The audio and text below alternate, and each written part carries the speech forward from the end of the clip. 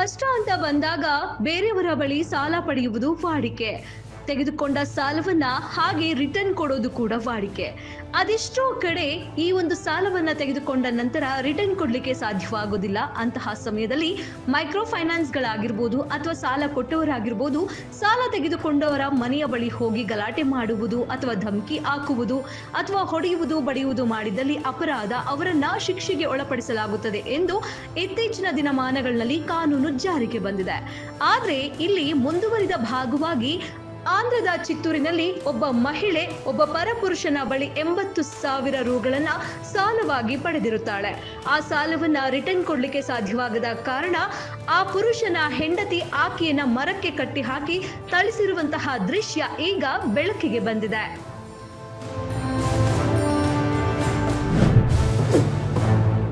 ದಕ್ಷಿಣ ಕನ್ನಡ ಜಿಲ್ಲಾಧಿಕಾರಿ ಸೇರಿ 17 IAS ಅಧಿಕಾರಿಗಳ ವರ್ಗಾವಣೆ.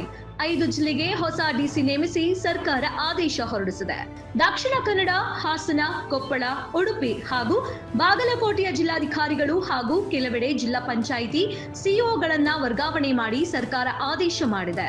ದಕ್ಷಿಣ ಕನ್ನಡ ಜಿಲ್ಲಾಧಿಕಾರಿ ಮುಲೈ ಮುಗಿಲನ್ ಅವರನ್ನ ತಕ್ಷಣದಿಂದ ಜಾರಿಗೆ ಬರುವಂತೆ ವರ್ಗಾವಣೆ ಮಾಡಲಾಗಿದ್ದು, ಅವರ ಸ್ಥಾನಕ್ಕೆ 2016ರ ಬ್ಯಾಚಿನ IAS ಅಧಿಕಾರಿ ದರ್ಶನ್ HV ಅವರನ್ನ ನಿಯುಕ್ತಿ ಮಾಡಲಾಗಿದೆ. ದರ್ಶನ್ ಬೆಂಗಳೂರು ವಾಣಿಜ್ಯ ತೆರಿಗೆಗಳ ಹೆಚ್ಚುವರಿ ಆಯುಕ್ತರಾಗಿದ್ದರು. ಆದರೆ ಇದೀಗ ದಕ್ಷಿಣ ಕನ್ನಡ, ಹಾಸನ, ಕೊಪ್ಪಳ, ಬಾಗಲಕೋಟೆ ಜಿಲ್ಲೆಗಳ ಜಿಲ್ಲಾಧಿಕಾರಿಗಳು ಮತ್ತು ಸಿಇಒಗಳನ್ನ ಸರ್ಕಾರ ವರ್ಗಾವಣೆ ಮಾಡಿದೆ. ದಕ್ಷಿಣ ಕನ್ನಡ ಜಿಲ್ಲಾಧಿಕಾರಿ ಮುಲೈ ಮುಗಿಲನ್ ಅವರನ್ನ ವರ್ಗಾಯಿಸಿ ದರ್ಶನ್ HV ಅವರನ್ನ ನೇಮಿಸಲಾಗಿದೆ.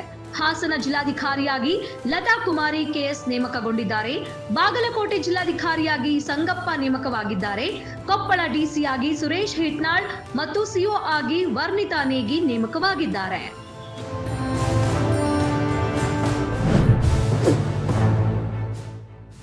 ರಣರೋಚಕ ಪಂದ್ಯ. ಒಂದೇ ಮ್ಯಾಚ್ನಲ್ಲಿ 3 ಸೂಪರ್ ಓವರ್. ನೆದರ್ಲೆಂಡ್ಸ್ ಹಾಗೂ ನೇಪಾಳ ನಡುವಿನ 2ನೇ T20 ಪಂದ್ಯವು ರಣರೋಚಕ ಹೋರಾಟಕ್ಕೆ ಸಾಕ್ಷಿಯಾಗಿದೆ. ನೆದರ್ಲೆಂಡ್ಸ್ನ ಟ್ವಿಟರ್ಡ್ ಸ್ಟೇಡಿಯಂನಲ್ಲಿ ನಡೆದ ಈ ಪಂದ್ಯದಲ್ಲಿ ಟಾಸ್ ಗೆದ್ದ ನೇಪಾಳ ತಂಡದ ನಾಯಕ ಬೌಲಿಂಗ್ ಆಯ್ದುಕೊಂಡಿದ್ರು. ಅದರಂತೆ ಮೊದಲು ಬ್ಯಾಟ್ ಮಾಡಿದ ನೆದರ್ಲೆಂಡ್ಸ್ 20 ಓವರ್ಗಳಲ್ಲಿ 152 ರನ್ ಕಲೆ ಹಾಕಿದ್ರು.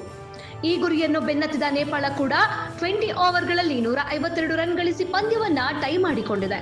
ಹೀಗಾಗಿ ಫಲಿತಾಂಶ ನಿರ್ಣಯಿಸಲು ಸೂಪರ್ ಓವರ್ ಮೊರೆ ಹೋಗಬೇಕಾಗಿದೆ. ಮೊದಲ ಸೂಪರ್ ಓವರ್ ಹೇಗಿತ್ತು ಗೊತ್ತಾ? ಮೊದಲ ಸೂಪರ್ ಓವರ್ನಲ್ಲಿ ಮೊದಲು ಬ್ಯಾಟ್ ಮಾಡಿದ ನೇಪಾಳ ತಂಡ 6 ಎಸೆತಗಳಲ್ಲಿ 19 ರನ್ ಕಲೆ ಹಾಕಿದ್ರು.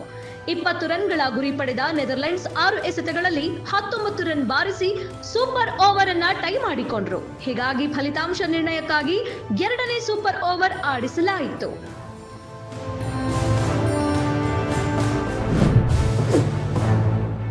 ಚಲಿಸುವ ಬೈಕ್ನಲ್ಲಿ ಪ್ರೇಮಿಗಳ ರೊಮ್ಯಾನ್ಸ್ ಬಿಸಿ ಮುಟ್ಟಿಸಿದ ಪೊಲೀಸರು. ಇತ್ತೀಚಿನ ದಿನಗಳಲ್ಲಿ ಯುವಕ ಯುವತಿಯರು ಪಬ್ಲಿಕ್ನಲ್ಲಿ ಹದ್ದು ಮೀರಿ ವರ್ತಿಸುತ್ತಿದ್ದಾರೆ. ಅದರಲ್ಲಿ ಈ ಬೈಕ್ ಚಲಾಯಿಸುತ್ತಿರುವಾಗಲೇ ರೊಮ್ಯಾನ್ಸ್ ಮಾಡುವ ಮೂಲಕ ಸಾರ್ವಜನಿಕರಿಗೆ ಮುಜುಗರ ತರುವುದು ಮಾತ್ರವಲ್ಲ, ತಮ್ಮ ಪ್ರಾಣವನ್ನ ಪಣಕ್ಕೆ ಇಡುತ್ತಿದ್ದಾರೆ. ಚಲಿಸುವ ಬೈಕ್ನಲ್ಲಿ ಜೋಡಿ ಹಕ್ಕಿ ತಬ್ಬಿಕೊಂಡು ರೊಮ್ಯಾನ್ಸ್ ಮಾಡುತ್ತಿದ್ದಾರೆ. ಉತ್ತರ ಪ್ರದೇಶದ ನೋಯ್ಡಾದಲ್ಲಿ ಈ ಘಟನೆ ನಡೆದಿದೆ ಎನ್ನಲಾಗಿದೆ. ಈ ವಿಡಿಯೋ ವೈರಲ್ ಆಗುತ್ತಿದ್ದಂತೆ ಬಳಕೆದಾರರು ತರಾಟೆಗೆ ತೆಗೆದುಕೊಂಡಿದ್ದಾರೆ. ನೋಯ್ಡಾ ಎಕ್ಸ್ಪ್ರೆಸ್ ವೇನಲ್ಲಿ ಬೈಕ್ನಲ್ಲಿ ಸವಾರಿ ಮಾಡುತ್ತಿರುವ ಜೋಡಿ ಹಕ್ಕಿಗಳ ವಿಡಿಯೋ ಇದಾಗಿದೆ. ಈ ವಿಡಿಯೋದಲ್ಲಿ ಯುವಕನು ಬೈಕ್ ಓಡಿಸುತ್ತಿದ್ರೆ ಯುವತಿಯೊಬ್ಬಳು ಪೆಟ್ರೋಲ್ ಟ್ಯಾಂಕ್ ಮೇಲೆ ಹಿಮ್ಮುಖವಾಗಿ ಕುಳಿತುಕೊಂಡಿದ್ದು ಯುವಕನನ್ನ ತಬ್ಬಿಕೊಂಡಿದ್ದಾಳೆ. ಇಬ್ಬರು ಕೂಡ ಹೆಲ್ಮೆಟ್ ಧರಿಸಿಲ್ಲ. ಯುವತಿಯು ಯುವಕನನ್ನ ತಬ್ಬಿಕೊಂಡು ಚುಂಬಿಸಿರುವುದನ್ನ ಕಾಣಬಹುದು. ಈ ದೃಶ್ಯವು ಸಾರ್ವಜನಿಕರಿಗೆ ಮುಜುಗರ ತರುವಂತೆ ಆಗಿದ್ದು ಸೋಷಿಯಲ್ ಮೀಡಿಯಾದಲ್ಲಿ ವೈರಲ್ ಆಗುತ್ತಿದ್ದಂತೆ ಪೊಲೀಸರು ಈ ಜೋಡಿಗೆ ಸರಿಯಾಗಿ ಬಿಸಿ ಮುಟ್ಟಿಸಿದ್ದಾರೆ. ನೋಯ್ಡಾ ಸಂಚಾರಿ ಪೊಲೀಸರು ಸಂಚಾರ ನಿಯಮಗಳನ್ನು ಉಲ್ಲಂಘಿಸಿದ್ದಕ್ಕಾಗಿ ಬೈಕ್ ಸವಾರನಿಗೆ 53,500 ರೂಪಾಯಿ ದಂಡ ವಿಧಿಸಿದ್ದಾರೆ.